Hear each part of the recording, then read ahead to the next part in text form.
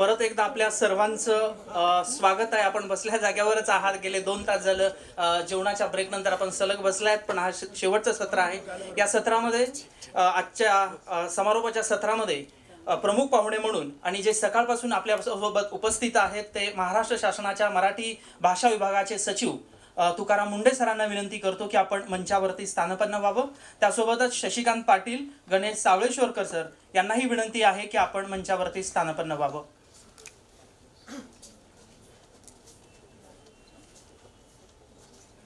Shashikant Patil sir.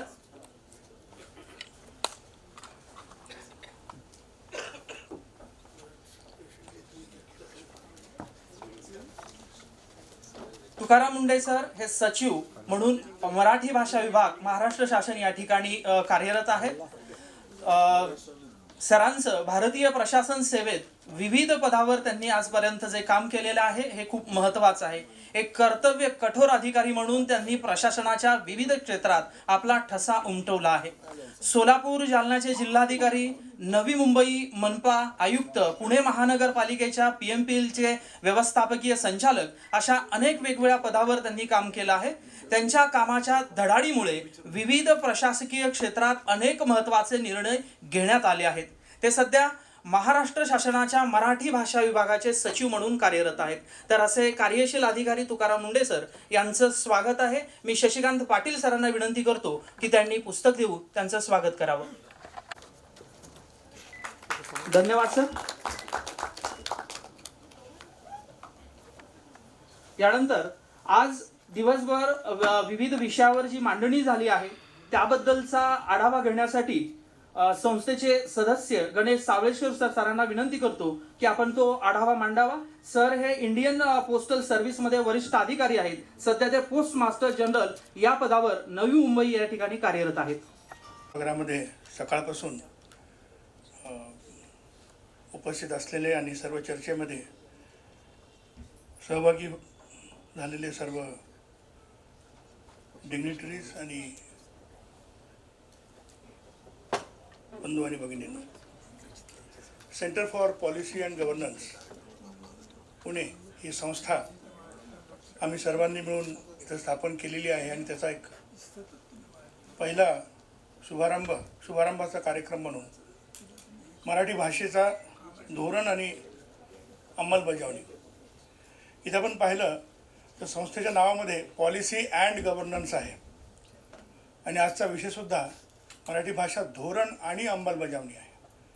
म्हणजे policy and governance हे आमच्या संस्थेच्या एकूण ज्या विचारसरणीला पूरक असा आजचा विषय हा विषय आपण घेतलेला आहे आणि यावरती सकाळपासून सर्व मंडळींनी ज्या गहन चर्चा केलेल्या आहेत त्याबद्दल मी त्यांचा आभारी आहे। जेव्हा सरकार आपलं धोरण निश्चित करत असते किंवा कुठल्याही धोरणाची जेव्हा आखणी होत असते, पॉलिसी जेव्हा फॉर्म्युलेट होत असते, तेव्हा सर्वात आधी ती पॉलिसी ज्या प्रश्नाला ॲड्रेस करते, ज्याला उत्तर म्हणून आपण ती पॉलिसी आपण निर्माण करतोय, तो प्रश्न काय हे नेमकंपणाने आपल्याला सांगता आलं पाहिजे। दुसरी त्याची जी स्टेज आहे ती आहे की हे आपण का केली पाहिजे पॉलिसी, आणि तिसरी स्टेज आहे की ती आपण पॉलिसी कशी केली पाहिजे, आणि चौथी आणि सर्वात महत्त्वाची ही पॉलिसी इम्प्लिमेंट केल्यानंतर ती पॉलिसी किती सक्सेसफुल झाली, किती त्याचे इव्हॅल्युएशन पॅरामीटर्स काय राहतील। तर मी मुद्दाम इंग्रजी मराठी दोन्ही मिक्स करून सांगतो, त्याबद्दल आपली मी क्षमा मागतो, कारण पारिभाषिक शब्द मला अजून त्याच्यामध्ये जमलेलं नाही आणि मी केंद्र शासनामध्ये मागच्या 30-एक वर्षापासून काम करत असल्यामुळे हिंदीचा थोडा जास्त आम्हाला जवळीक निर्माण झालेली आहे, त्यामुळे मराठीबद्दल थोडं आम्हाला आवड जातं बोलायला आणि लिहायला, आणि त्यातल्या तांत्रिक मराठी बोलणं थोडं जास्त आवडतं, साहित्यिक मराठी आपण बोलू शकतो। तर हे 4 टप्पे जे आहेत कुठल्याही पॉलिसीमध्ये फार महत्त्वाचे असतात की ते मूळ प्रश्न काय, का तो प्रश्न आपला ॲड्रेस केला पाहिजे, कसा केला पाहिजे, आणि इव्हॅल्युएशन पॅरामीटर्स काय। आणि आज आपण जी चर्चा केलेली आहे ती ह्या 4ही अंगाने परिपूरक म्हणजे एक ऑल एनकम्पासिंग अशी एक चर्चा झालेली आहे. आपण पाहिलं तर मराठी भाषेच्या संदर्भामध्ये प्रश्न काय आहे हा आपण फार चांगल्या पद्धतीनं आज इथं अधोरेखित झालेला आहे की व्यवहार माध्यम म्हणून मराठीचा होणारा ऱ्हास हा मला वाटतं मूळ प्रश्न आहे. आणि तो व्यवहार अनेक पातळीवरती असू शकतो. समाज व्यवहार म्हणून असू शकतो, शासन व्यवहार म्हणून असू शकतो, ज्ञान व्यवहार म्हणून असू शकतो, अनेक व्यवहार म्हणून. कारण भाषा हे मुळामध्ये व्यवहाराचं माध्यम आहे. त्यामुळे व्यवहार माध्यम म्हणून मराठीचा होणारा ऱ्हास हा मला वाटतं मूळ प्रश्न आहे. आणि त्या संदर्भामध्ये या भाषेसंदर्भामध्ये धोरण निश्चित करण्याची आवश्यकता आहे. आणि हा मुद्दा मला वाटतं आजच्या चर्चेतून फार चांगल्या पद्धतीनं वर आलेला आहे. दुसरा प्रश्न की हे धोरण करण्याचा गरज काय आहे, व्हाय. पहिला आहे what, second question is why, third is how. So second question is why. मला वाटतं दोन वक्त्यांनी, मला वाटतं मोहनी मॅडम आणि परब सरांनी याविषयी फारच मूलभूत असं आमचं दे एनलाइटन्ड अस. एक आहे की ज्ञानप्रसार अधिक परिणामकारक करण्यासाठी मातृभाषेचा उपयोग हा झाला पाहिजे आणि ज्ञान संचय अधिक सुलभ, सहज आणि सहज साध्य व्हावं. आता हे मी फार प्रयत्नपूर्वक हे शब्द काढलेले आहेत. मला असं म्हणायचं होतं की to make knowledge accessible to masses, that knowledge has to be in the language of the masses. आता ह्याला मराठीमध्ये प्रतिशब्द मी खूप प्रयत्न केला, त्यातून मला हे मिळालेलं बहुतेक हे बरोबर असावं. आणि मुळामध्ये लोकशाही सदृढ होण्यासाठी त्यामध्ये लोकसहभाग हा अधिक परिपक्व पद्धतीनं व्हायला पाहिजे. आणि तो सहभाग परिपक्व व्हायची गरज असेल तो लोकसुद्धा परिपक्व व्हायला पाहिजेत. त्यांचे अंडरस्टँडिंग, त्यांचं नॉलेज हे अधिक चांगल्या पद्धतीचं राहायला पाहिजे.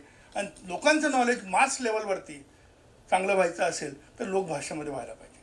तसं आपण ढाले सरांनी जे उदाहरण दिलं की 1213व्या शतकामध्ये एका विशिष्ट जे संस्कृत भाषेतलं जे काही ज्ञान आहे ते लोकभाषेमध्ये आणल्यामुळे त्याचा लोकांमध्ये संत साहित्याच्या वाङ्मयातून जे प्रसार झाला आणि आपण असं म्हणू शकतो की धार्मिक लोकशाही निर्माण झाली. त्या अर्थानं ज्ञानाच्या दृष्टिकोनात सुद्धा एक लोकशाही निर्माण करण्यासाठी एक ज्ञान भाषा म्हणून मराठी ही आणणं आवश्यक आहे. ह्याचं एक अधोरेखीकरण आजच्या चर्चेमध्ये फार सुंदर पद्धतीनं परब सरांनी आणि मोहनी मॅडमनी केलं. म्हणून आता ह्या दुसऱ्या प्रश्नानंतर तिसऱ्या प्रश्नाकडे वळताना की कसं करायचं, तर त्यावरती सुद्धा आज उपाययोजना फार सुंदर पद्धतीनं आज सकाळी सावंत सरांनी आणि आता एक थोड्याफार परखाने रेंडे सरांनी सुद्धा त्यावरती मार्मिक भाष्य केलं की त्यांनी आजच्या नवीन AI, artificial intelligence, machine learning ह्या माध्यमातून, तंत्रज्ञानाच्या माध्यमातून आजच्या घडीला हे सर्व तंत्रज्ञान आपल्याला खुलेपणानं उपलब्ध आहे. आणि जसं आज आपण सकाळी सावंत सरांच्या निबंधामध्ये आपण बघितलं की एक नियर परफेक्शनपर्यंत ट्रान्सलेशन आलेलं आहे. ट्रान्सलिटरेशन म्हणा किंवा ट्रान्सलेशन म्हणा हे आलेलं आहे. त्यामुळे त्यातून कसं करायचं त्याचा आणि ते अधिक वेगाने लोकांपर्यंत कसं पोचवायचं, कारण ज्ञान हे कुठल्या तरी माध्यमामध्ये लॉक्ड इन असतं आणि इथं भाषा हे ते आहे. आणि ती भाषा समजून घेण्याची किंवा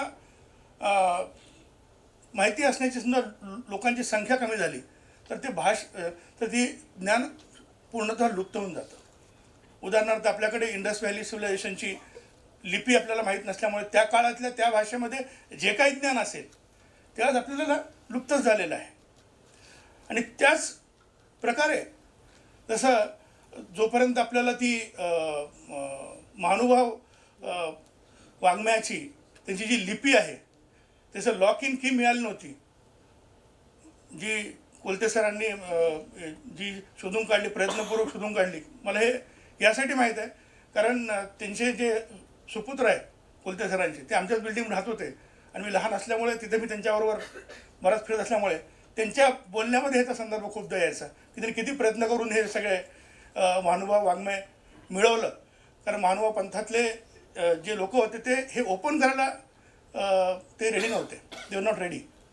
कारण ती जी लिपीच मुळात तयार झालेली आहे की हे पंथाच्या बाहेर कोणाकडे जाऊ नये. तर अशा पद्धतीने ज्ञानाची जी किल्ली आहे जी ते भाषेमुळं आपल्याला मिळते ती अनेक लोकांपर्यंत ह्या माध्यमातून मिळू शकते. आज समजा काही शेकड्याने समजा इंजिनियर्स किंवा टेक्निशियन्स तयार होत असतील इंग्रजी वाचून, ते उद्या इंजिनिअरिंग आणि मेडिकलचं ज्ञान समजा मराठीमध्ये उपलब्ध झालं तर अधिक चांगले डॉक्टर्स आपल्याकडे कदाचित निर्माण होण्याची शक्यता आपल्याकडे आहे. डॉक्टर्स, इंजिनियर्स, लॉयर्स हे समजा आणि इवन सायंटिस्टसुद्धा आपल्याकडे निर्माण होण्याची शक्यता आहे. त्यामुळे प्रश्न काय आहे, का करायला पाहिजे आणि ते कसं करायला पाहिजे, ह्या तिन्ही टप्प्यांचा मला वाटतं आमच्या या संस्थेनं जे आमचं एक उद्दिष्ट ठेवलेलं आहे की लोकसहभागातून, लोकसमुदायाच्या एक सहभागातून एक अधिक परिणामकारकरित्या धोरण बनवणे आणि त्याची अंमलबजावणी कशी करावी या संदर्भामध्ये आमचा एक हातभार लागावा, आमचं एक कॉन्ट्रीब्युशन राहावं.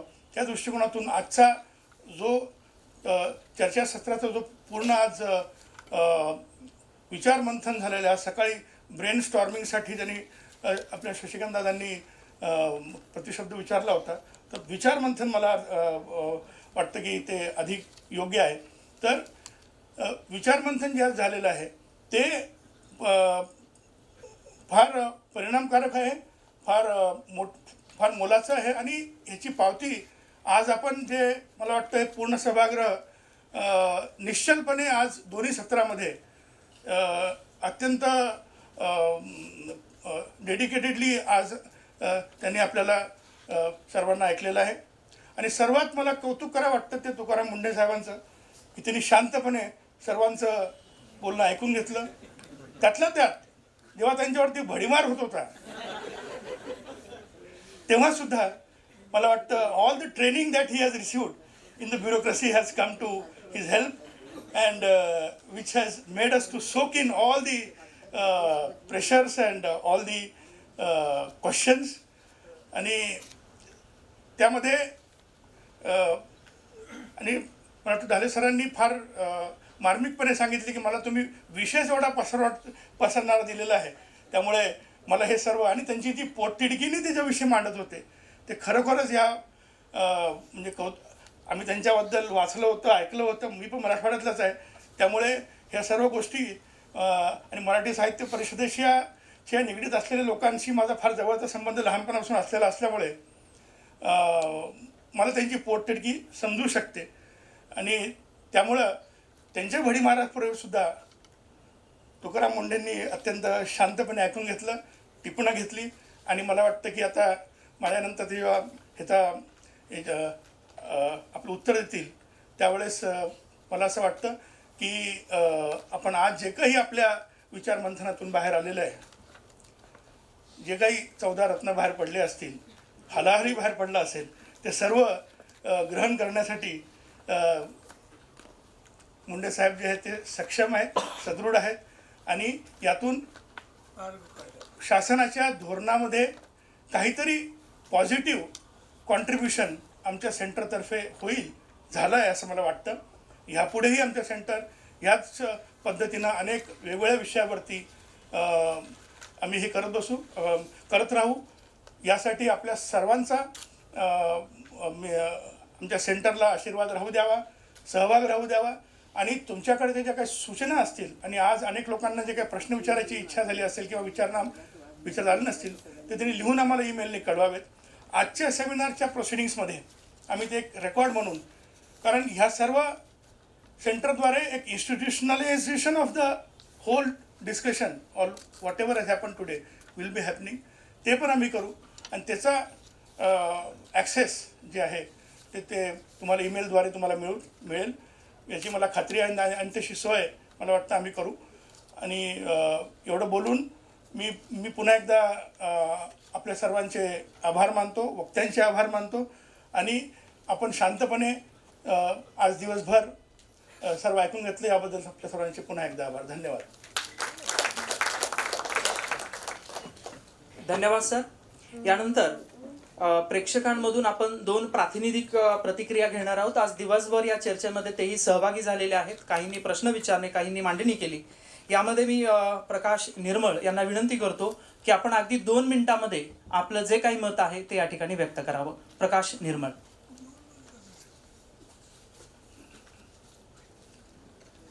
आदरणीय व्यासपीठ आणि उपस्थित बंधू भगिनींनो, मला थोडक्यात सांगायचं आहे तुम्हाला की आपल्याला जर एक गोष्ट लक्षात घ्यायची असेल तर तो महानुभाव संप्रदायाचा बराच उल्लेख इथे झाला. तर महानुभाव संप्रदायामध्ये एक वाक्य आहे, ते म्हणजे तुमचे अस्मात कस्मात मज नेणेगा मज चक्रधरे निरुकुली मराठी तीसीची पुसा.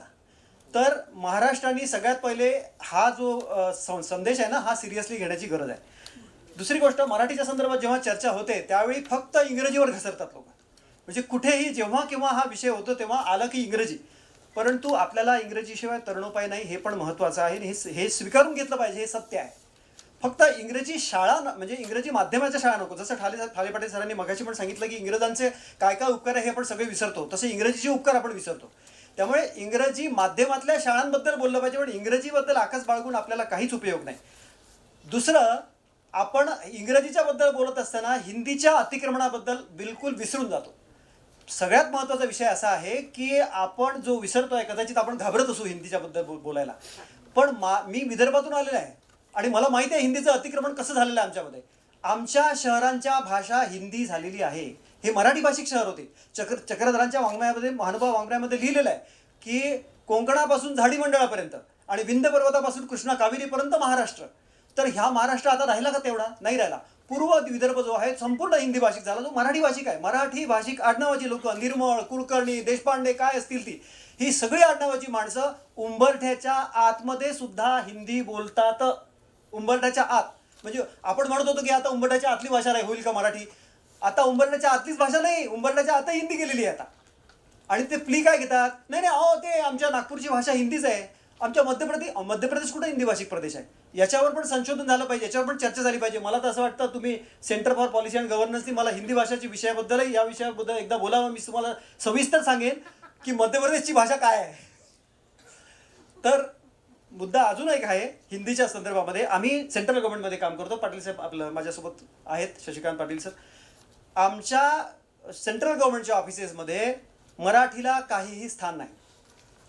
सेंट्रल गव्हर्नमेंट महाराष्ट्राच्या भूमीवर काम करते, पण महाराष्ट्राच्या भूमीवर मराठीचं स्थान अगदी नगण्य आणि काय म्हणू आपण त्याला, काही मी नाव नाही देऊ शकत, पण त्याला किंमतच नाही.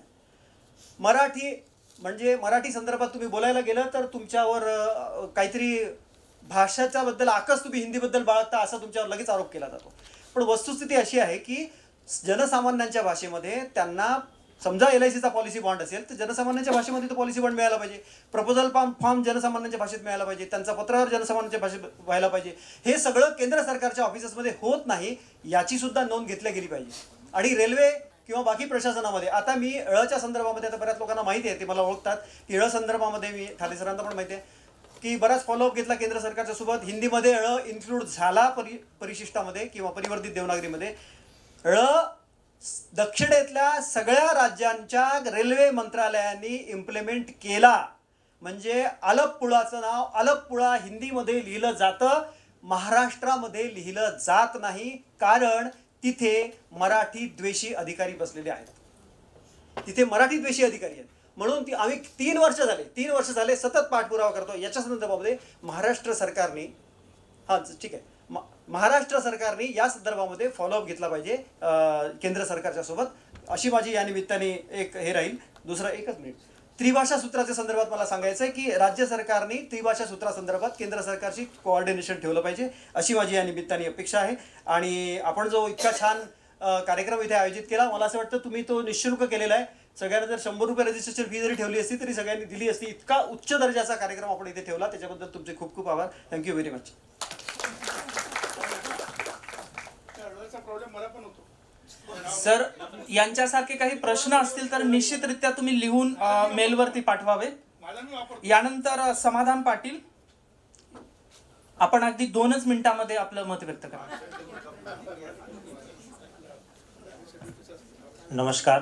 सर्वप्रथम व्यासपीठावरील सर्व मान्यवर आणि समोरील सर्व श्रोतेगण यांना विनम्रतापूर्वक मी नमस्कार करतो. मला याची पूर्ण कल्पना आहे की या ठिकाणी चर्चासत्राचा अभिप्राय द्यायचा आहे. तर centre for policy and governance Pune आयोजित यांनी अशी एक म्हण आहे की दमदार सुरुवात म्हणजे अर्ध यश असतं. खरंच यांच्या संस्थेची ही सुरुवातच इतक्या चांगल्या चर्चासत्राने केलेली आहे. तर पुढे जसं आपण म्हणतो बाळाचे पाय पाळण्यात दिसतात, तसे संस्थेचे सुद्धा आपल्याला या ठिकाणी लक्षणं दिसत आहेत. असेच भाषेविषयी चांगलं काम ते करतील अशी या ठिकाणी अपेक्षा व्यक्त करतो. मराठीविषयी जास्त काही खूपच रडगाणणे करण्यासारखं नाही आहे. जसे पुष्पा माझी पुष्प मोगरी, परिमळा माझी कस्तुरी, तशी भाषा माझी गोजिरी मराठी असं फादर स्टीफन्स म्हणून गेले आहेत.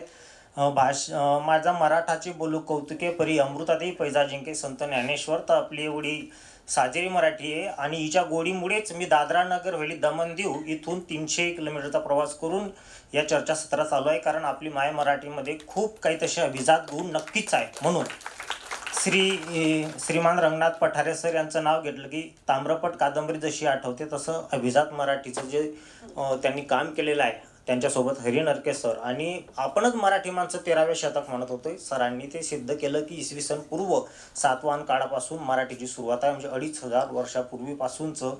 तर हे एक काम आणि या मंडळाने म्हणजे या संस्थेने सरांना या ठिकाणी उद्घाटनासाठी बोलवलं, हेही मला खूप या ठिकाणी उत्कृष्ट काम असं वाटतं. सरांनी या ठिकाणी सांगितलं की सुजाण नागरिक व तज्ज्ञ यांनीच मराठी भाषेचं धोरण खऱ्या अर्थाने निश्चित करायचं आहे. कारण शासन तेच देते जे लोकशाहीतील तुमची लोक मागणी करतात. ही खरंच आहे. कारण दक्षिणेकडची जी भाषे तुम्ही पाहिले तर त्यांना विजात भाषेचा दर्जा काय मिळाला आहे? राजकारणामुळे नाही, तर तिथल्या स्थानिक माणसांच्या मागणीमुळे, दबावामुळे. ती आपल्यात नाही आहे. म्हणून आपण सर्वांनी भाषा म्हणून एक येणं गरजेचं आहे. ते सरांनी आपल्याला या ठिकाणी पहिले आपले जे मुख्यमंत्री आहेत त्यांच्या काळात ज्या भाषेच्या संरचना झाल्या त्याबद्दलही सांगितलं. त्यानंतर अनुराधा मोनी मॅडम यांनी प्रशासकीय आणि न्यायालयीन व्यवहारातील मराठीची सद्यस्थिती काय आहे, आपण कायदा कोणकोणत्या आपल्या मराठी भाषेत कसा वापरू शकतो, निवाडा मिळण्याची आपल्याला कसा मूलभूत तो अधिकार आहे वगैरे सर्व सांगितलं. शब्दकोड, वाक्यांश, मराठीची प्रकृती सांभाळून हा मुद्दा खूप महत्त्वाचा आहे. परिभाषा निर्मिती करत असताना म्हणजे आमची बऱ्याच वेळा चर्चा होते शिक्षक लोकांची पण की काही शब्द इतके संस्कृत प्रचूर असतात की त्या विद्यार्थ्याला तो इंग्रजीतून कळून जातो पण मराठीतून कळत नाही. तर ती मराठीच्या प्रकृतीशी निगडीत असली पाहिजे, ही सूचना पण खूप महत्त्वाची आहे. त्यानंतर लिपीनी भाषेतला फरक कळला पाहिजे, बऱ्याच लोकांना तो अजून कळत नाही. तर आणि चिन्मय धारुरकर सरांनी वगैरे जे खूप म्हणजे कोणतीही एकच बोली धरून बाकी प्रमाण ठरवणे हे जसं चूक आहे, तसं मराठीला सुद्धा भरपूर बोली आहे. त्या बोलींचं श्रीम माटेंनी सुद्धा एका लेखात म्हटलेलं आहे की व्यावसायिकांची भाषा आणि इतर बोलींची भाषा संग्रह जर या प्रमाण मराठीत संपादित केलं तर मराठीची समृद्धता अजून वाढेल. आणि मला अजून एक आश्वासन या ठिकाणी, मला अजून एक चांगली घटना या ठिकाणी दिसते की आपले जे आजचे भाषा विभागाचे सचिव आहेत आदरणीय तुकाराम मुंडे सर, हे ज्याही विभागात जातील तिथे दमदार कार्य करत असतात. ज्या दिवसापासून त्यांची भाषा विभागात सचिव म्हणून निवड झाली असं वाटत होतं आम्हाला शिक्षक लोकांना, म्हटलं बस आता आपले भाषेचे दिवस 100% उजळतील, सगळ्या रद्दीतल्या फाईल वरती येतील आणि सर धडाडीनं कार्य करतील, असा ठसा उमटवतील, एवढी अपेक्षा व्यक्त करतो आणि थांबतो. आणि मला बोलायच्या ठिकाणी संधी दिली आपल्या सर्वांचे धन्यवाद. धन्यवाद सर. तुम्ही दादर नगर हवेलीमधून येऊन धडाडीचं भाषण केलं अगदी 2 मिनिटांमध्ये. या दिवसभरामध्ये ज्या काही मागण्या किंवा ज्या काही पॉलिसी संदर्भामध्ये अनेक वादविवाद इथं मांडले गेलेले आहेत, दिवसभर मुंडे सर ऐकत आहेत. आता खरी मलाही उत्सुकता आहे, आपल्या सगळ्यांना उत्सुकता आहेत, हे कशा पद्धतीनं याला प्रतिसाद देतील, कशा पद्धतीनं मांडणी करतील किंवा मार्गदर्शन करतील. मी यानंतर विनंती करतो की आदरणीय तुकाराम मुंढे सरांना की आपण समारोपाचं भाष्य करावं. तुकाराम मुंढे सर. धन्यवाद. माझ्याकडून एवढ्या मोठ्या अपेक्षा होत्या हे माहीत असतं तर मी सकाळीच निघून गेलो असतो आज. आदरणीय व्यासपीठ, सकाळपासून सर्वांनी जे या कार्यक्रमात सहभाग घेतला, आपले मनमोकळे विचार मांडले, त्या सर्वांचे आभार. आयोजकांचे विशेष करून centre for policy and governance, जो ज्यावेळेस मी मराठी विभागात जॉईन झालो त्यानंतर संग्रामचं आणि माझं बऱ्याच वेळेस इंटरॅक्शन पण झालं याच्यामध्ये. त्यावेळेस मलाही माहीत नव्हतं की हे इनिशिएटिव्ह त्यांच्या मनामध्ये आहे. गेल्या काही दिवसात तो कळला. परंतु पहिलाच टॉपिक खूप अत्यंत जिव्हाळ्याचा, महत्त्वाचा, महाराष्ट्राच्या दृष्टिकोनातून अजून अधोरेखित करणारा आहे आणि तो घेतला. आणि त्याच्यावरती खरोखरच सकाळपासून चांगल्या प्रकारचा चर्चा झाल्या. गणेशने सांगितलं की मी एवढं शांतपणे कसं ऐकून घेतलं, कारण लास्ट लॉक माझा असतो शासनाचा, त्याच्यामुळे आता मला ती संधी आहे. हा जोकिंगचा पार्ट जरी सोडला तरी आज मला 2 गोष्टी कळल्या. एक सर्वात महत्त्वाची गोष्ट म्हणजे मराठी भाषेचा विभाग जो तयार झाला तो कसा झाला हे मला अगोदर माहीत नव्हतं. त्याच्या पाठीमागची कारणमीमांसा ठाले पाटील साहेबांनी सांगितलेली आहे. आणि दुसरं, सकाळी हा जो प्लॅटफॉर्म झाला याच्यावरती हे सांगण्यात आलं की SIC मधले आम्ही सर्वजण वेगवेगळ्या वर्षी तिथं अभ्यास करून काही सिव्हिल सर्वंट झाले, काही वेगळ्या क्षेत्रात गेले, पण सर्वजण सक्सेस आहेत आपापल्या क्षेत्रामध्ये. वेगळं काहीतरी करायचं अशा इच्छेनं वेगवेगळ्या प्लॅटफॉर्मवरती इंडिव्हिज्युअल लेवलवरती काम करत आहेत. माझा मात्र मराठी वाङ्मय विषय नव्हता, त्यांनी बऱ्यापैकी सांगितला. परंतु संयोग असतो, महाराष्ट्र काटर भेटलं, आता मराठी विभाग भेटला आहे. मराठीमध्ये जे ध्येय धोरणं ठरवण्याच्या संबंधित त्याचा माझा संबंध असतो. तर त्या दृष्टिकोनातून मला आता सांगितलं असं की मी उत्तर काय देणार. मी उत्तर देणार नाही, पुढची दिशा कशी असेल याच्यावरती आपण एकंदर विचार करणं गरजेचं आहे. कारण प्रश्न आणि उत्तरं आत्तापर्यंत बरेच झालेले आहेत. प्रश्न माहिती आहे, उत्तरं शोधायची आहेत, वाटा शोधायच्या आहेत, आणि ते करताना आपलं ध्येय काय आहे हे मात्र आपल्याला क्लिअरली ठरवावं लागेल. कारण सकाळपासूनही बोलताना बऱ्याच वेळेस भाषा, साहित्य आणि संस्कृती या तिन्ही गोष्टीचा जवळचा संबंध जरी असला तरी एक नाही, हे अधोरेखित पण झालं आणि मिक्सर पण झालं. त्याच्यामुळे भाषाविषयी, मराठी भाषेविषयी धोरण ठरवताना आणि ते इम्प्लिमेंट करताना ज्यावेळेस आपल्याला विचार करायचा आहे त्यावेळेस जसं आता सांगितलं की मराठी भाषेचं धोरण हे शासनाला सबमिट झालेलं आहे. त्याच्यावरती उहापोह होत आहे. आपल्या शासनामध्ये पद्धती असते की कोणतेही धोरण ठरवताना सर्व विभागांना त्याची एक विचारणा केली जाते की त्यांच्याकडे ड्राफ्ट दिला जातो.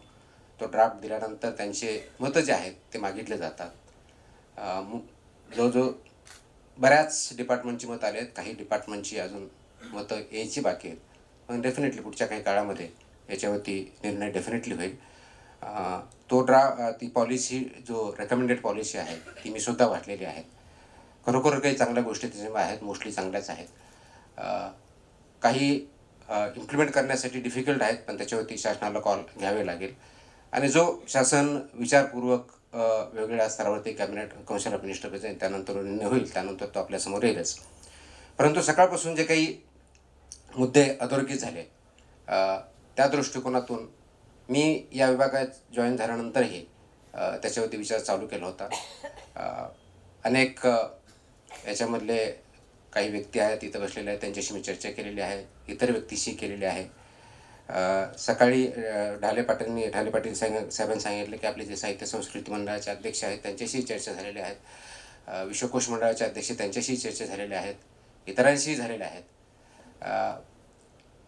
लोकशाहीमध्ये निर्णय घेताना आणि विशेष करून पॉलिसी निर्णय घेताना प्रश्न असतो, परंतु त्याला स्टेक होल्डर्स अनेक असतात.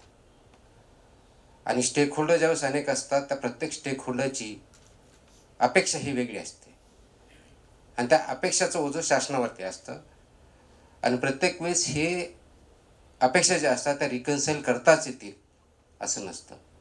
कारण एक निर्णय घेतल्यानंतर कोणावरती काहीतरी एक्सपेक्टेड लाईन नसून किंवा ज्याला अपेक्षित आहे तसं उत्तर भेटेलच असं नाही आहे. आणि म्हणून हा विचार करताना सर्वंकष विचार करताना मराठी भाषेच्या बाबतीत अगदी तो अभिजात दर्जा आहे का इथपासून ते मराठी भाषा भवन बांधण्यापर्यंत वेगळ्या स्तरावरती विचार प्रबोधन होतं, आदानप्रदान होतं, भाष्य होतात.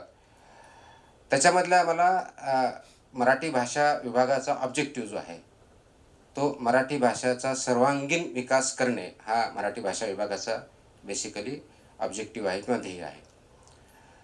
आणि हे सर्वांगीण विकास करण्याच्या दृष्टिकोनातून वेगवेगळे धोरणं आणणं आणि त्याच्या माध्यमातून करणं अपेक्षित असतं.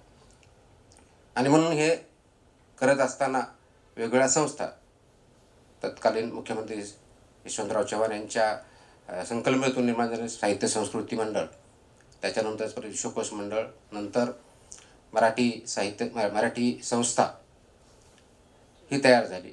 मराठी संचलन 1960मध्येच झालं, जेणेकरून वेगवेगळ्या स्तरावरती शासनाचे प्रयत्न आहेत. परंतु मराठी हा संस्कृतीचा भाग असल्यामुळे, कोणतीही लँग्वेज फॉर दॅट मॅटर हा संस्कृतीचा अविभाज्य भाग असल्यामुळं, संस्कृतीशी नाळ जोडले गेले असल्यामुळे, ते ज्ञानाशी संबंधित असल्यामुळं मराठी भाषा अनेक वर्षापासून अनेक दशकापासून अनेक शतकांपासून विकसित होत आलेली आहे. त्यामध्ये लोकभाषा म्हणून याला ॲक्सेप्टेबिलिटी भेटलेली आहे. महाराष्ट्रात आहे, महाराष्ट्राच्या बाहेर आहे, जगात आपले अनेक मराठी किंवा अमराठी भाषिक आहेत, त्यांना मराठी भाषा आवडते. बऱ्याच ठिकाणी अगदी महाराष्ट्राच्या बाहेर याच्यावरती संशोधन होतं. पण लोकभाषेच्या बाबतीत खूप काही प्रॉब्लेम आहेत असं नाही आहे. आणि लोकभाषा ज्यावेळेस असते त्याला वेगवेगळे स्वरूप असतात. जसं की विभागात आल्यानंतर मी ज्यावेळेस विचार करायला की मराठी संस्था काय करते, तर त्याच्यामध्ये मराठी भाषेवरती काम करणं अपेक्षित आहे. आता 100% तसेच होतात का त्याच्यावरती काही क्वेश्चन मार्क असू शकतात. परंतु एक प्रोजेक्ट फॉर एक्झाम्पल त्याच्यामध्ये असं आहे की आपल्या ज्या बोलीभाषा आहेत त्याच्यावरती एक प्रोजेक्ट आहे आणि त्याचा आढावा घेताना किंवा चर्चा करताना लक्षात आलं की आपल्याकडं 92 बोलीभाषा आहेत महाराष्ट्रामध्ये. आता हे 92 असतील किंवा त्याच्यापेक्षा जास्तही असतील, मग त्याच्यावरती संशोधन होणं गरजेचं आहे, त्याचं रिझर्वेशन होणं गरजेचं आहे. त्याच्यातून पुढं काय चांगल्या प्रकारचं ज्ञान आपल्याला होईल आणि ती टिकेल आणि वाढेल कसं हे बघणं गरजेचं आहे. दुपारच्या आपण ज्यावेळेस व्हिडिओ कॉलमधून जसं बघत होतो रेकॉर्डिंगमधून की एकच भाषा प्रमाणिक न मानता, प्रमाण न मानता वेगवेगळ्या प्रमाण भाषा करता येतील काय याच्यावरती विचारू शकतो. पण त्याच्यावर लोकभाषेचा इश्यू एवढा मोठा नाही आहे. आता राहिला प्रश्न व्यवहार भाषा आणि ज्ञान भाषेचा, आणि ह्या एकमेकाशी अत्यंत निगडीत आहेत. व्यवहार हा शासनाचा नागरिकांशी, नागरिकांचा नागरिकांशी, शासनाचा बिझनेसेसशी किंवा बिझनेस टू बिझनेस कोणत्याही प्रकारचा असू शकतो. आणि त्या व्यवहारामध्ये जी भाषा जास्त चालते ती डेफिनेटली त्याच्यामध्ये प्रोग्रेस किंवा विकास होण्याची चान्सेस जास्त राहतात. कारण जेवढा वापर जास्त तेवढा त्याच्यामध्ये चर्चा जास्त, त्याच्यावरती संशोधन जास्त, त्याच्यामध्ये इन्व्हेस्टमेंट जास्त आणि त्याच्यातून येणारा आउटपुट पण जास्त असू शकतो. मग मराठी भाषा व्यवहार भाषा झाली का हा एक प्रश्न. आणि ही झाली नसेल आपल्याला अपेक्षित प्रमाणे, म्हणजे झाली नाही असं म्हणणार नाही, पण ज्या प्रमाणात आपल्याला अपेक्षित होती ती का झाली नाही आणि त्याचा आणि ज्ञान भाषेचा काय संबंध आहे. आणि मग मुळाशी प्रश्न येतो की मराठी भाषा ज्ञान भाषा म्हणून विकसित करण्यासाठी आपण महाराष्ट्र सरकार, महाराष्ट्र राज्य किंवा देश किंवा टेरिटरी आपण जे म्हणू किंवा मराठी माणूस म्हणू कुठं कमी पडत आहोत का याच्यावरती विचार करण्याची आपल्या सर्वांना गरज आहे. कारण आपल्याला भाषेबद्दल अस्मिता आहे का, आहे. अधिकारी मराठी द्वेषी आहेत का, नाही. आणि I can vouch for it. माझ्या बोलण्यातून कदाचित इंग्लिश शब्द येत असतील, कारण ते अनेक वर्षाचं 17-18 वर्षामध्ये ज्यावेळेस आपण एखाद्या परिस्थितीतून किंवा कल्चरमध्ये राहत असतो त्यावेळेस ते एक बोलण्याची लिहिण्याची आपली सवय झालेली असते. मराठी दिवशी कोणी नाही, इव्हन नॉन मराठी जे अधिकारी येतात त्यांनाही परीक्षा पास होतात. अगदी माझा बॅचमेट असतात, मला उदाहरण सांगू शकतो, माझ्यापेक्षा अस्खलित मराठी तो बिहारचा आहे, संस्कृताईच मराठी बोलू शकतो, तुम्हाला सर्वांना लाजवेल अशी मराठी बोलतो. मराठी द्वेष नाही. रादर कोणत्याच भाषेचा द्वेष असू शकत नाही. दुसऱ्या भाषेचा द्वेष करून किंवा कोणत्या भाषेचा द्वेष करून दुसरी एखादी किंवा आपली भाषा वरती जाईल हा जर कुणाचा समज असेल तो अत्यंत चुकीचा आहे. कारण कोणती भाषा पुढे गेली त्याची कारणमीमांसा करणं गरजेचं आहे. का गेली याचं सुद्धा कारणमीमांसा करणं गरजेचं आहे. इंग्रजी भाषा आज जगावरती डॉमिनंट करते ही वस्तुस्थिती जोपर्यंत आपण ॲक्सेप्ट करणार नाही आणि त्याची कारणं जोपर्यंत आपण समजून घेणार नाही तोपर्यंत तशा प्रकारचे पॅरामीटर्स किंवा तशा प्रकारच्या पॉलिसी किंवा तशा प्रकारचं इंटरव्हेन्शन ज्याला म्हणून आपण ते करू शकणार नाही. आणि म्हणून ज्ञानभाषा जी भाषा होती ती जास्त व्यवहार भाषा होते आणि या दोघांचं जे कोरिलेशन आहे ते आपल्याला इस्टॅब्लिश करावं लागेल. म्हणून सध्याच्या किंवा ज्याला इंडस्ट्रियल रेव्होल्युशन 4 आपण ज्याला म्हणतो IT युगामध्ये सध्या सर्वात प्रचलित भाषा इंग्लिश ही आहे. सर्वात जास्त बोलणारी भाषा सुद्धा तीच आहे. म्हणजे मॅन्डरिन त्याच्या पुढे असेल बिकॉज ऑफ द पॉप्युलेशन, पण अक्रॉस वर्ल्ड आपण एकंदर जर बघितलं व्यवहारामध्ये त्याच भाषेचा जास्त वापर होतो. आपण 10व्या क्रमांकावरती भूषण हा भाव आहे, त्याच्याबद्दल चुकीचं काही नाही, आपली वाढली पाहिजे याच्याबद्दल चुकीचं नाही. परंतु त्याची ॲक्सेप्टेबिलिटी आणि ॲक्सेप्टेबल होण्यासाठी ही मराठी भाषेचा त्या लेवलमध्ये ज्ञानभाषा म्हणून वापर असण्याने ज्ञानभाषा म्हणून विकास होणे हे अत्यंत गरजेचं आहे. त्या अनुषंगाने शासन स्तरावरती पॉलिसी होणं डेफिनेटली आवश्यक आहे. पण त्यापेक्षाही जास्त महत्त्वाचं आहे की समाजामध्ये याच्यावरती त्या प्रश्न काम करणं. कारण फक्त शासन स्तरावरती काम करून भाषा जर अशा पुढे आल्या असत्या तर जगामध्ये सर्वच भाषा एका वेगळ्या प्रकारे गेल्या असत्या. तसं होऊ शकणार नाही. कारण हे शेवटी जनसामान्याने वापरायचा, वापर करायचा आणि त्याच्यावरती उहापोहा करायचा हा कल्चरल पार्ट आहे. म्हणून त्या दृष्टिकोनातून आपण मराठी, आता माझा तो विषय नाही आहे फॉर एक्झाम्पल की मराठी शाळा का इंग्लिश शाळा, मराठी माध्यम का इंग्लिश माध्यम, डिमांड सप्लाय ज्याला म्हणतो तशा पद्धतीने आपण चाललेलो आहोत.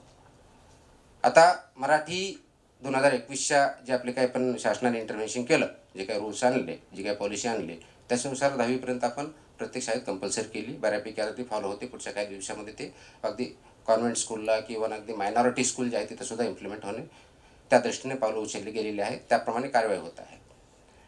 शासनाचा मोस्ट ऑफ द जो पत्रव्यवहार किंवा व्यवहार आहे तो मराठीतून होतो. फक्त जे केंद्र शासन किंवा इतर राज्यावर जो होतो तो आपण इंग्लिश किंवा हिंदीमध्ये करत असतो, मोस्टली इंग्लिशमध्ये करतो. कारण आपलं त्रिभाषाचं जे सूत्र आहे ते आपण ॲक्सेप्ट केलेलं आहे, त्याप्रमाणे आपल्याला करावं लागणार आहे. आता त्यामुळे 3-4 मुद्दे जे येतात, प्रचार प्रसार, पाठ्यपुस्तकाचं मराठीकरण करणे, याच्यावरतीही पॉलिसी लेवलला खूप डेलिब्रेशन्स आहेत. गेल्या काही वर्षापासून अगदी राष्ट्रीय स्तरावरती प्रत्येक कोर्स हा हिंदीमध्ये सुद्धा डॉक्टर्स म्हणजे मेडिसिन असेल किंवा इंजिनिअरिंगशी आणण्याचा प्रयत्न चालू आहे. तसंच महाराष्ट्रामध्ये मराठीमध्ये हे करणं अपेक्षित आहे. कारण आपल्याला उच्च शिक्षण जर मराठीमध्ये द्यायचं असेल तर त्याच्या अगोदर आपल्याला त्याची तयारी करावी लागेल. त्याच्यामध्ये आवश्यक असलेले जे लिटरेचर किंवा बुक्स आहेत, जे ज्ञान आहे ते आपल्याला मराठी भाषेमध्ये व्यवस्थित करावं लागेल. मग त्यानंतर ती स्टेप घ्यावी लागेल. ते घेणं योग्य अयोग्य याच्यावरती डिबेट होऊ शकतात, मतमतांतर असू शकतात. परंतु यस मातृभाषेमध्ये ज्यावेळेस आपण एखादा अभ्यास करतो ते आकलनाची एक इनहरंट कपॅसिटी माणसामध्ये असते, त्याच्यामध्ये डेफिनेटली फायदा होतो. आता प्रचार प्रसार मराठी भाषेचा करायचा का साहित्याचा करायचा हा एक इश्यू आहे आणि याच्यावरती मतमतांतर खूप आहेत. प्रचार प्रसार करण्यासाठी वेगवेगळे माध्यम वापरले जातात, वेगवेगळं प्रोत्साहन दिलं जातं. साहित्य संस्कृती मंडळाच्या माध्यमातून अनेक उपक्रम केले जातात. अगदी लेखक यापासून ते 30-35 याच्यापर्यंत आपण प्रोत्साहनपर गोष्टी करतो. अजून काही त्याच्या साहित्यपूर्ती आणता येतील. त्याच्यामध्ये शासनाचं कुठेही असं म्हणणार नाही आहे की 35 का 50 का पैशाचा इश्यू आहे का, नाही आहे. बऱ्याच वेळेस असं बोललं जातं की मराठी विभागाला बजेट नाही. मराठी विभागाला बजेट का नाही आहे याचा विचार आपण कधी करत नाही. कारण तेवढी डिमांड असेल तर डेफिनेटली शासन, कोणतंही शासन असू शकते, कधीही डिनाय करणार नाही. ते 50 कोटी असू द्या, 100 असू द्या, 500 1000 कोटी असू द्या, तो कधीही कन्स्ट्रेंट शासनामध्ये नसतो. फक्त जी गोष्टी आपण प्रपोज करतो त्याला एक जस्टिफिकेशन लागत असतं. येस, ह्या गोष्टीसाठी आम्हाला हा पैसा पाहिजे आतापर्यंत दिलेल्या पैशाचा आम्ही उपयोग असा केलेला आहे आणि ह्या उपयोगाच्या तीव्रते आम्हाला पुढचं वाढवून पाहिजे. शासन डेफिनेटली येतं. ते कशाच्या आधारे येतं? प्रोग्रामच्या आधारे येतं, प्रोजेक्टच्या आधारे येतं. मग आपल्याकडे प्रोजेक्ट येतात का? मराठी भाषा संवर्धनाची जी संस्था चालू केली त्याच्यामध्ये मी जॉईन झाल्यानंतर बघितलं तर ऑलमोस्ट 52 प्रकारचे प्रोजेक्ट चालू होते. आता 52 प्रकारच्या प्रोजेक्टचा आउटपुट काय आणि आउटकम काय, ज्याला आपण शासकीय भाषेत किंवा इतर आपण ज्यावेळेस म्हणतो की ह्या फलश्रुती काय आहे, तर मला बऱ्याच जणांनी सांगितलं याची फलश्रुती म्हणजे साहित्य म्हणजे भाषेची पर्टिक्युलर साहित्य संस्कृती किंवा भाषेची फलश्रुती अशी मेजर करता येत नाही. येस, क्वांटिटेटिव्ह टर्म्समध्ये मेजर करता येणार नाही, पण त्याचा इम्पॅक्ट, त्याचा जो परिणाम असतो डेफिनेटली आपल्याला over a period of time measurable आहे. कदाचित तो क्वांटिटीतून नसेल, तो 1 दिवसात नसेल, 10 वर्षात नसेल, पण त्या दृष्टिकोनातून त्याच्यामधलं झालेलं कॉन्ट्रीब्युशन काय आहे हे आपल्याला डेफिनेटली मेजर करता येतं. आणि म्हणून कोणतीही पॉलिसी शासनाची आत्ताची असेल किंवा पुढच्या येणार असेल, भारतात असेल किंवा महाराष्ट्रात असेल, जगातल्या कोणत्याही देशाची असेल, फॉर दॅट मॅटर कोणत्या प्रायव्हेट सेक्टरमधल्या कंपन्या जे असतील त्यांचंही असेल, तर पॉलिसीचं पिरियॉडिक इव्हॅल्युएशन होत असतं कोणत्याही पॉलिसीचं. आणि त्या इव्हॅल्युएशनमध्ये त्याचे विकनेसेस काय आहेत, अपॉर्च्युनिटीज काय आहे, पुढच्या स्ट्रेंथ काय, पुढं कुठं जायचं याचा पोहा केला जातो आणि त्याच्या मदतीतून आवश्यकतेबद्दल पुढे जायचं असतं.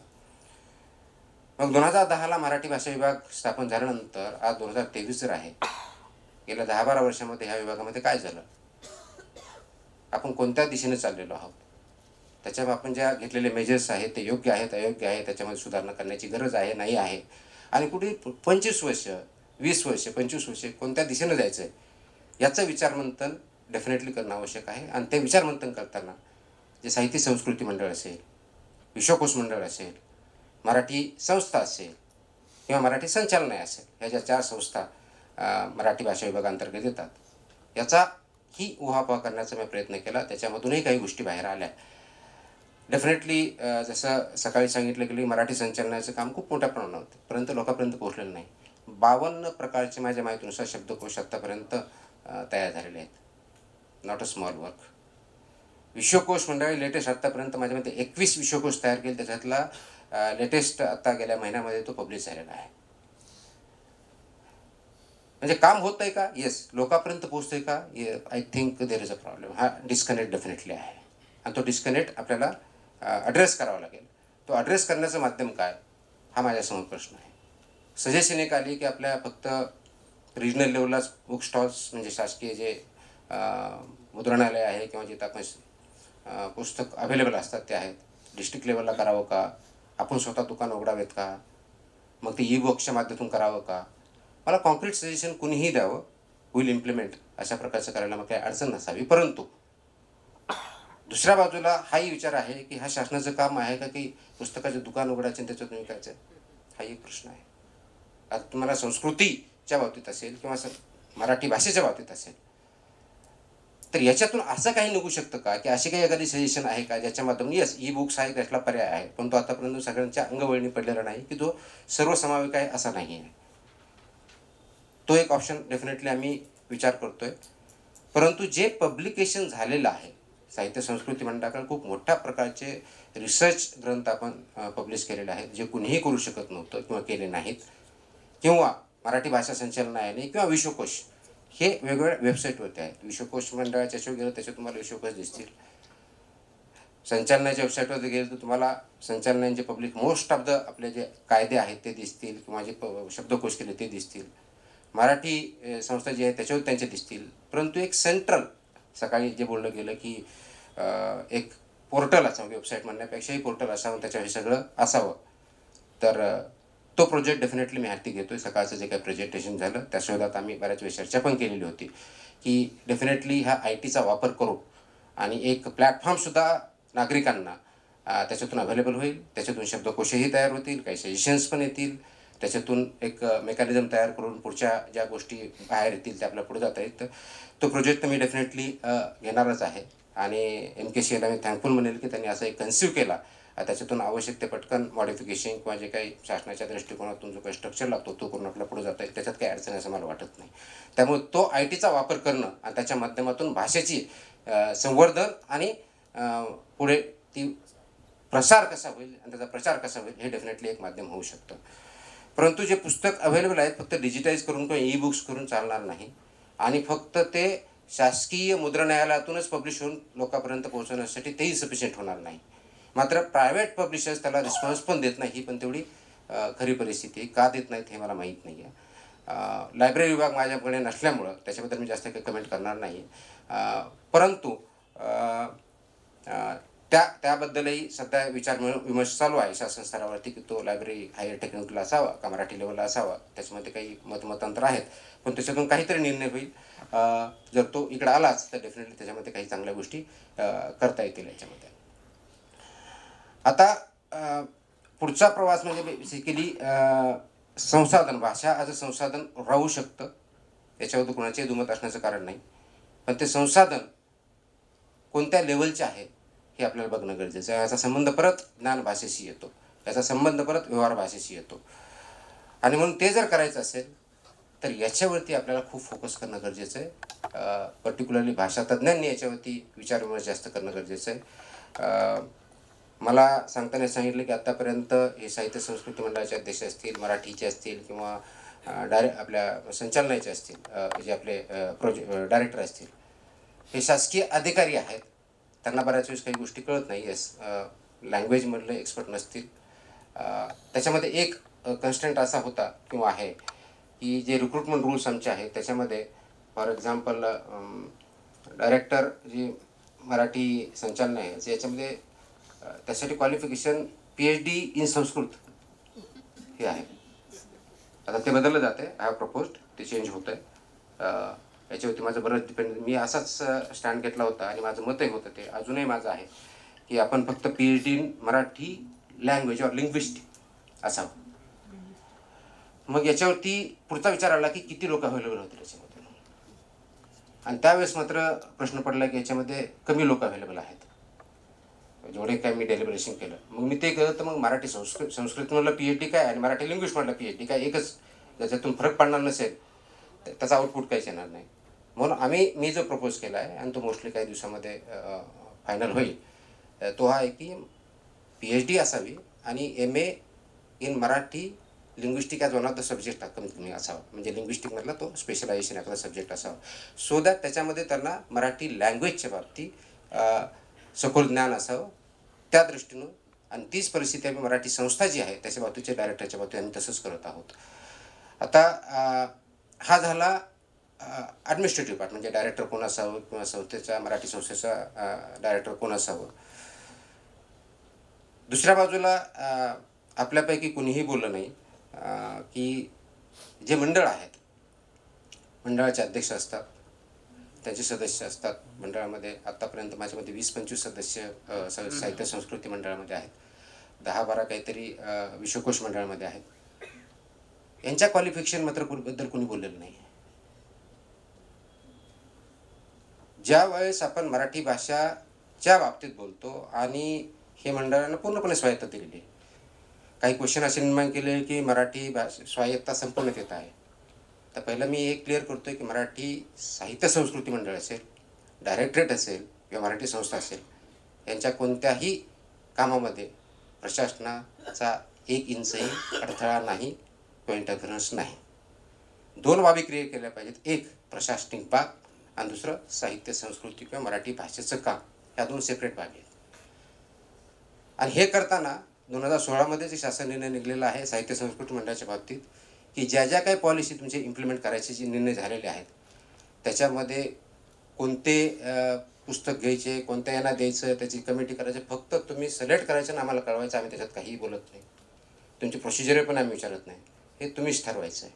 आणि त्याच्यामध्ये आजच्या डेटपर्यंतही कोणता चेंज झालेला नाही किंवा प्रपोजही नाही. काही चेंजेस डेफिनेटली प्रपोज आहेत, बट देट आर स्ट्रक्चरल लेवल आहेत आणि ते ॲडमिनिस्ट्रेटिव्ह लेवलचे आहेत. आणि ते फ्युचरिस्टिक म्हणजे पुढच्या दृष्टिकोनातून पुढच्या 20-25 वर्षामध्ये काय करणं अपेक्षित आहे त्या दृष्टिकोनातून ते कन्सिडरेशनमध्ये डेफिनेटली आहे. परंतु म्हणून तो साहित्य संस्कृती मंडळाला धक्का किंवा याच्यावरती घाला असं कोणताही प्रकार त्याच्यामध्ये नाही आहे. म्हणून आता पुढे काय करायचं तर हे जे मराठी भाषा धोरण आहे ते डेफिनेटली डेलिबरेशनमध्ये आहे. त्याच्यातून पॉझिटिव्ह आउटकम डेफिनेटली येतील आणि त्याच्यातून पुढच्या कोणत्या योजना येतील हे आपल्याला ठरवावं लागेल. माझी अशी विनंती आहे की काही बाबतीत असंही बोलण्यात गेलं की संशोधन ज्या संस्था आहेत त्यांना मदत होत नाही. मराठी म्हणजे कोणत्या शासनाच्या कोणत्याही विभागामध्ये काम करत असताना हिशोब हाच घ्यावा लागतो. ऑफकोर्स 34 रुपये किंवा 300 रुपये हे का झालं मी बघेल, माझ्यासमोर डेफिनेटली झालेलं नाही आहे. परंतु कोणत्या गोष्टीचं अकाउंटिंग असतं आणि फक्त शासनाच्या बाबतीत नाही आहे, प्रायव्हेट बाबतीत आहे, आपल्या घरात पण आहे. फक्त एवढंच आहे की शासनाच्या बाबतीत जास्त उहापोह होतो, घरातल्या बाबतीतला बाहेर उहापोह होत नाही, एवढाच इश्यू आहे. कारण अकाउंटिंग जर झालं नाही, अकाउंटेबिलिटी झाली नाही तर त्याचे वेगळे परिणाम होऊ शकतात. ऑटॉनॉमी आणि इंडिपेंडन्स आणि लायसन्स याच्यामधला आपण थोडा फरक जाणून घेणं गरजेचं आहे. फंक्शनल ऑटॉनॉमी असणं, इंडिपेंडन्स असणं आणि लायसन्स असणं ह्यातून पूर्ण वेगळ्या भिन्न बाबी जरी रिलेटेड असल्या तरी भिन्न आहेत. ऑटॉनॉमीला कोणी धक्का लावणार नाही, महाराष्ट्र शासनालाही इच्छा नाही आहे किंवा त्या बाबतीत कोणी बोलतही नाही. ते काम करत असताना जसं IT आत्ता आला आहे आणि IT युगामध्ये काय केलं पाहिजे किंवा मराठी भाषा किंवा भाषा आणि माहिती तंत्रज्ञान याविषयी आपण काही करू शकतो का, हाही विचार आहे. कारण माहिती तंत्रज्ञानाचा उपयोग मराठी भाषेचा प्रचार प्रसार डेफिनेट होऊ शकतो, पण ॲज अ लिंग्विस्टिकमध्ये काही होऊ शकतं का, तर याचा विचार करणं. जी मगाची सजेशन दिलं तर खूप चांगली सजेशन आहे की ज्याच्यामध्ये की आपण जसं फॉरेन लँग्वेज ज्यावेळेस येतात त्यांना compulsory A2 A1 A2 A3 करतात, तसं एकत्र कोड करायचा सो दॅट आणि व्हॉलंटरी करायचा. Definitely I am for that. त्या आपण आपल्याला त्याच्यावरती कारवाई डेफिनेटली करता येईल, त्याच्यात काही अडचण आहे असं मला वाटत नाही. परंतु AI आणि ML आर्टिफिशियल इंटेलिजन्स आणि मशीन लर्निंग ही काही फक्त मोठ्या गोष्टीसाठी आहे अशातला भाग नाही. ते अगदी लिपीपासून ते लँग्वेजपासून ते सगळ्या मटेरियलिस्टिक गोष्टीपर्यंत काम करतं. आणि म्हणून ह्या ITचा मराठी भाषेच्या समृद्धीसाठी विकासासाठी काही उपयोग होईल का मला आत्ता सांगता येणार नाही. परंतु डेफिनेटली याच्यामधले जे तज्ज्ञ आहेत लिंग्विस्ट आणि IT तज्ज्ञ आणि एकत्र बसून याच्यामध्ये जर विचार केला, ओहापोहा केला तर डेफिनेटली याच्यामधून काहीतरी चांगलं होऊ शकतं असं माझं डेफिनेटली मत आहे. त्याचा वापर आपण केला पाहिजे. तर त्या दृष्टिकोनातूनही प्रयत्न करावेत. ज्या संशोधन संस्था आहेत अनुदानाच्या बाबतीत एक कॉम्प्रिहेन्सिव्ह डॉक्युमेंट आपल्याला जे अभिप्रेत आहे की यांना कशा प्रकारची मदत केली जाऊ शकते ती मराठी भाषेच्या विभागाच्या मार्फत. माझा रोल मराठी भाषेचा येतो, संशोधनाशी येत नाही, पण मराठीमधलं संशोधन असेल तर डेफिनेटली मी तुम्हाला मदत करू शकतो. अशा जर संस्था असतील की ते मराठी भाषेवरती संशोधन करतात आणि तुम्ही जो ड्राफ्ट द्याल त्या इमिजिएटली मी ॲक्सेप्ट करेन, त्याच्यात आवश्यक इमिजिएटली मार्गदर्शक सूचना पण काढेल. फक्त मराठी संशोधन पाहिजे.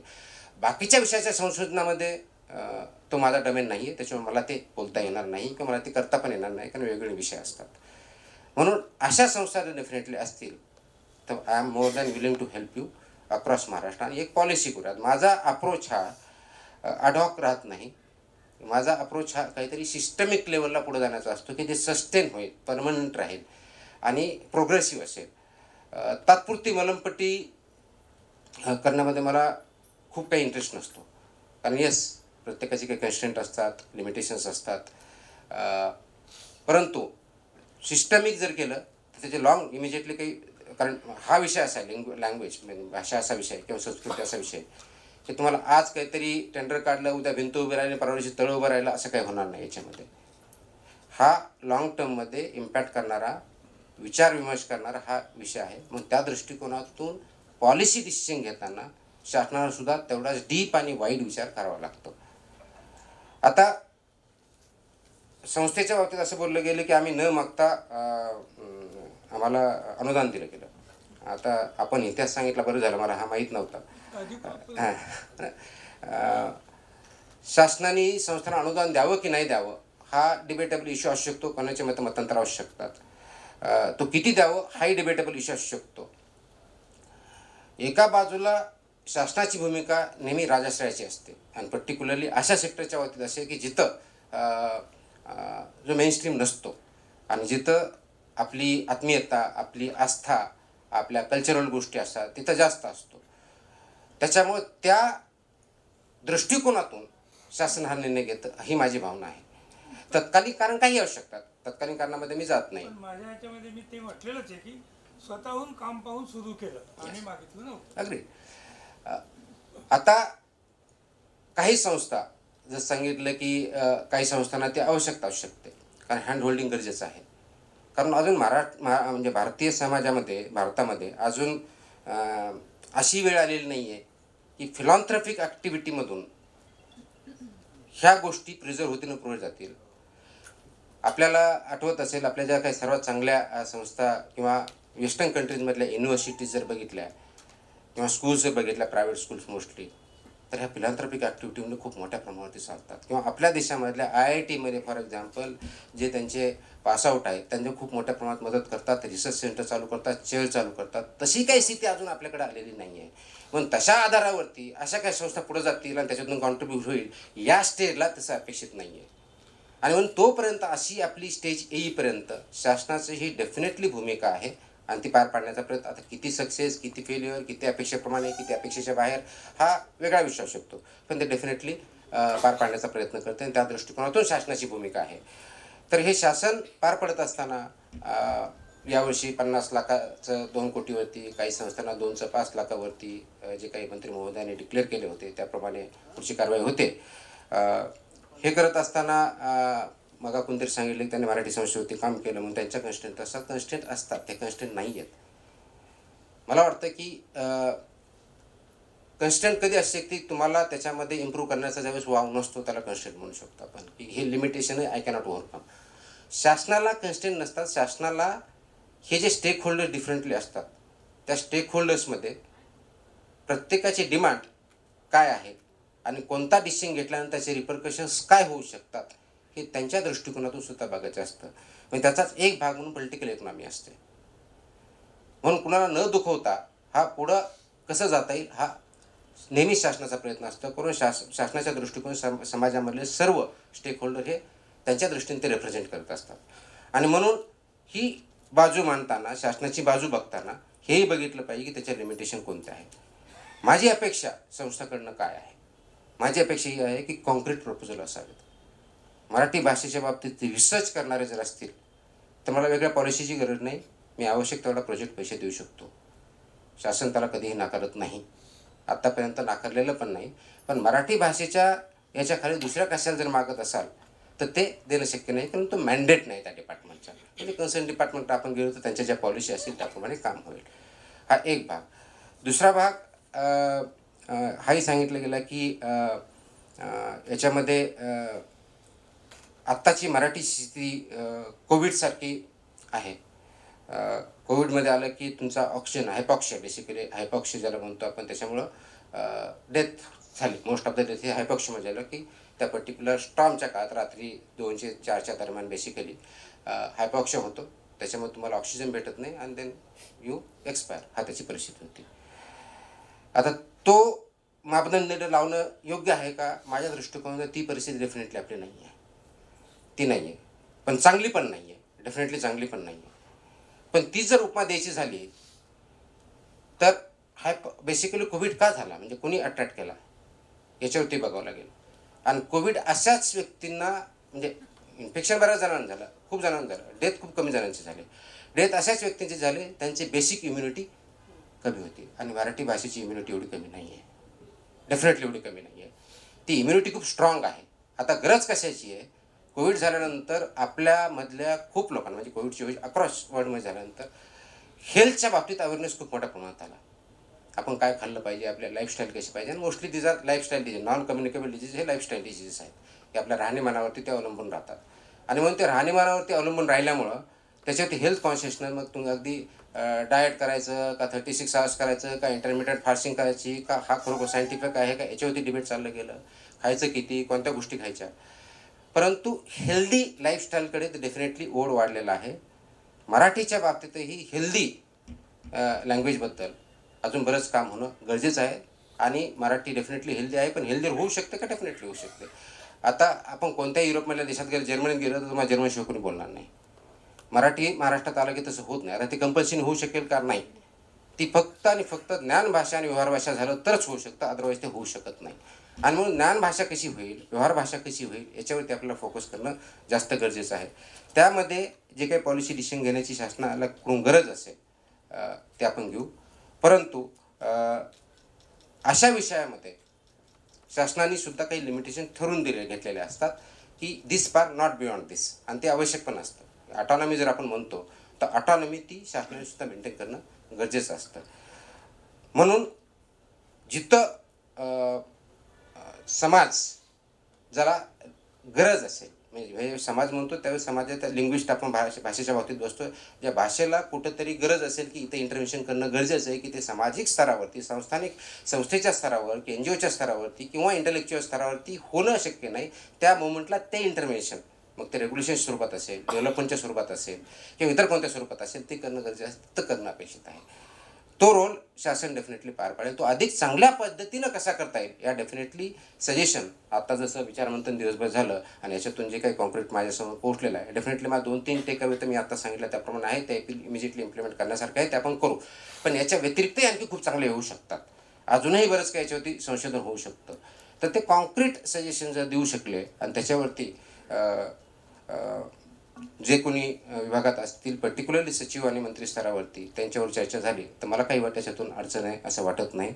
सचिव मी असेल किंवा दुसरं कोणी असेल, कोणताही अधिकारी असताना तो पॉझिटिव्हलीच काम करत असतो. काम करण्याची स्टाईल प्रत्येकाची ही वेगळी असू शकते, परंतु मी मात्र डेफिनेटली ॲक्सेसिबल आहे. आणि याचे कॉन्क्रीट प्रपोजल जर आणले, मला हे आवडेल की प्रोजेक्ट भाषेच्या बाबतीत पर्टिक्युलरली लिंग्विस्टिकवरती कोणत्या, आता डेक्कन संस्थेकडे आमचा खूप मोठा प्रोजेक्ट चालू आहे, 1 वर्षापासून चालू आहे, आपल्यापैकी बऱ्याच जणांना माहिती असेल, ते चांगलं काम करत आहेत.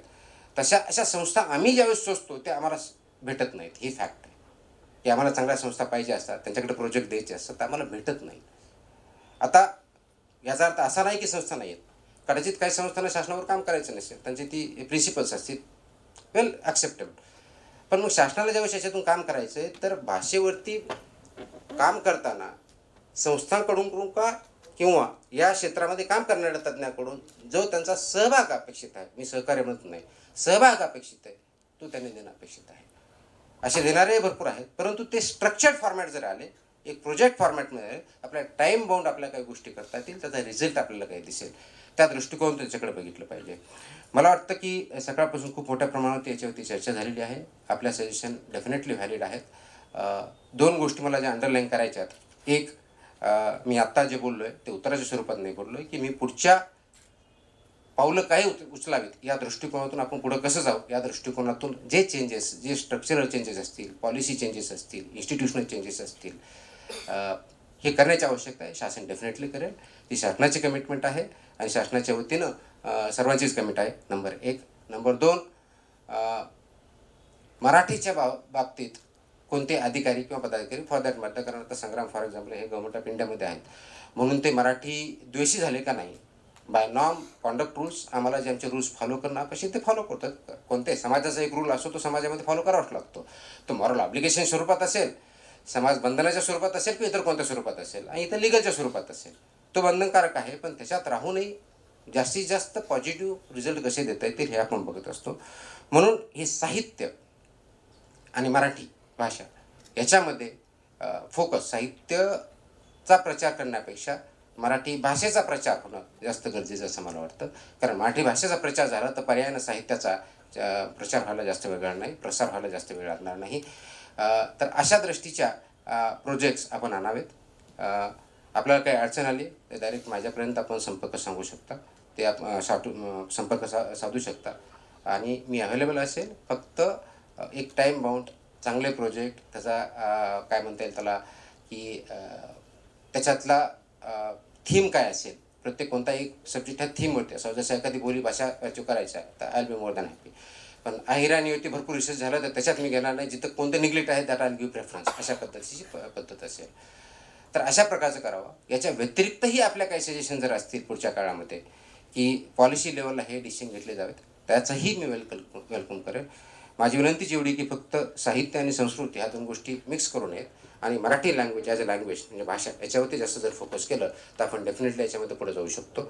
आणि त्याचाच भाग म्हणून त्याची म्हणजे विभागाची स्थापना होण्याचा योगायोग असेल, त्याच्या पद्धतीने डेलिबरेटली केलं असेल, व्हॉट एव्हर रिझन्स म्हणून झाले असेल, पण आता विभाग झाला आहे, एक मंत्री आहेत, त्या विभागाला काही कार्यकारी अधिकारी आहेत आणि त्याच्यावरती आपल्यासारख्या सजग नागरिकांचा, आपल्यासारख्या संस्थांचा वॉच आहे, कंट्रोल आहे. तर अशा प्रकारच्या संस्थांनी याच्यावरती काम करणं हे अत्यंत आवश्यक आहे. आज मला हा आनंद झाला की पॉलिसी मेकिंगमध्ये ज्याला इन्फ्लुएन्सर्स म्हणतो आणि ज्याला स्टेक होल्डर्स म्हणतो, त्याच्यामध्ये नागरिक आणि संस्था हे खूप महत्त्वाचे भाग असतात. गणेशने सांगितलं की त्याचे 4 स्टेजेस सांगितला. जो प्रश्न असतो, पण प्रश्न असतो तो अगदी ॲक्च्युअल आणि अजेंड्यावरती आणायचा असतो. आणि तो सर्वात महत्त्वाचा प्रश्न, अजेंड्यावरती कोण आणतं आणि का आणतं, हा सर्वात महत्त्वाचा प्रश्न असतो. अजेंड्यावरती आणणारा किती पॉवरफुल आहे आणि तो सक्सेस होतो की नाही याच्यावरती पुढचे इम्प्लिकेशन्स असतात. आपल्यासारख्या संस्था आणि आपल्यासारख्या संस्था नागरिक याच्यामध्ये जर पुढे आले आणि ह्या अजेंड्यावरती खूप स्पेसिफिक मराठीच्या बाबतीत जर प्रपोजल आणले शासनाच्या वतीने, मी तुम्हाला गॅरंटी देतो की that will be taken forward. Thank you. धन्यवाद सर. रचनात्मक काम करण्यासाठी तुम्ही एक दिशा आज दाखवलेली आहे.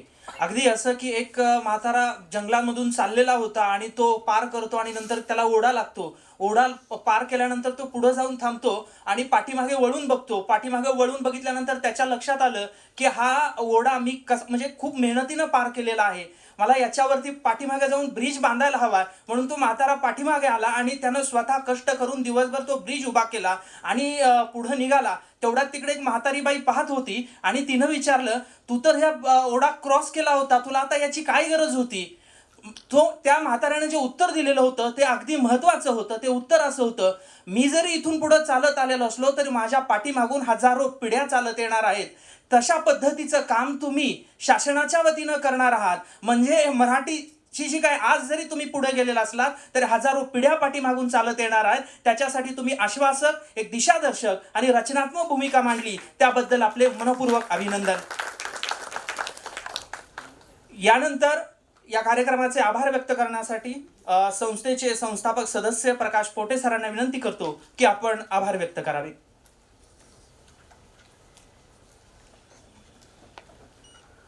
दोनच मिनिटामध्ये मी आभार मानतोय. बराच कार्यक्रम लांबलाय. सर्वप्रथम मुंडे सर आज दिवसभर इथं उपस्थित राहिले. सर्व सत्रातल्या सर्व तज्ज्ञांचं आणि लोकांचं, श्रोत्यांचं म्हणणं त्याने ऐकून घेतलं आणि आता त्याला उत्तर देताना त्यांनी त्यातल्या काही गोष्टी ॲक्सेप्ट केल्या किंवा काही गोष्टीवर काम सुरू असल्याचं सांगितलं, काही गोष्टीमध्ये कन्स्टंट असल्याचं सांगितलं. तर काही प्रश्न त्यांनाही पडलेत असं आपल्याला जाणवतं. राजापुढं गाऱ्हाणं सांगायची किंवा राजदरबारी गाऱ्हाणे मांडायची पद्धत आहे. सर तसंच समजा हवं तर की मराठी भाषेचं जे काही गाऱ्हाणं आहे ते तुमच्यापर्यंत पोचवलं आहे. तुमच्या खांद्यावर आता थोडं ओझं आलं आहे. संग्राम, तू थोडा आता रिलॅक्स राहायला हरकत नाही. सर आता थोडं पुढचं बघून घेतील. मनपूर्वक धन्यवाद सर. तसेच सकाळपासूनचे सत्र झाले, सगळ्यांचा आता उल्लेख करत नाही, पण Pathare sir, Sohani madam, Paranjpe sir, Dhale Patil sir, Parab sir, Rinde sir, Shinde sir, कोणाचा राहिला तर म्हणून उल्लेख करत नाही अशा अर्थी म्हणते. तर मी सगळ्यांचं मनपूर्वक आभार मानतो. त्याबरोबर आपण सर्व श्रोते उपस्थित राहिले. दिवसभर आम्हाला राहतील का नाही कन्सर्न होता. आमचाही पहिलाच प्रोग्राम होता 6 वाजेपर्यंत, तरी सगळेजण मोठ्या संख्येने उपस्थित आहेत. एवढंच नव्हे तर तुम्ही वेळोवेळी उत्साह दाखवून या कार्यक्रमामध्ये व्हॅल्यू ॲडिशन केलं, तुमचीही माहिती सांगितली, त्याबद्दल तुमचेही सगळ्यांचे आभार मानतो. भांडारकर इन्स्टिट्यूट, दत्ता गोलब सर ज्यांनी हे सगळं कोऑर्डिनेशन केलं 20-25 तज्ज्ञांची, ज्ञानेश्वर सर जो हे इव्हेंट मॅनेजमेंट करतोय तो, योगेश, कॅटरर पुरवणारे अच्युत देशमुख आणि इतर ज्या सर्वांचे हातभार ह्या कार्यक्रमाला लागला त्या सर्वांचे मी मनपूर्वक आभार मानतो. Centre for policy and governance सर्वे अशा अजून उपक्रम जे राबवले जातील मराठी भाषेच्या संदर्भात तर आहेतच, तर त्या सर्व उपक्रमाला तुम्ही असाच उत्साहानं प्रतिसाद द्याल एवढी अपेक्षा व्यक्त करून मी हा कार्यक्रम संपला असं जाहीर करतो.